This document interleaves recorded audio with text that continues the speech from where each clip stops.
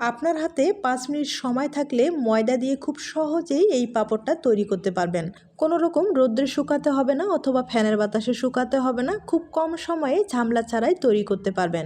প্রথমে 100 গ্রামের মতো ময়দা, স্বাদ মতো লবণ, নরমাল জল দিয়ে একটা বেটার তৈরি করে নিতে হবে। এরপরে হাফ চামচের মতো কালো জিরা আর একটু বেকিং পাউডার দিয়ে বেটারটা আমি তৈরি করে নিলাম। কিছুটা বেটার আমি আলাদা করে ফুড কালার দিয়ে দিলাম।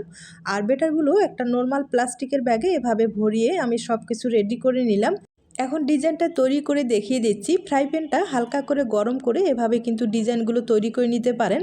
চুলার আঁচটা একবারে কম করে দিয়ে এভাবে ডিজাইনগুলো তৈরি করে নিতে হবে।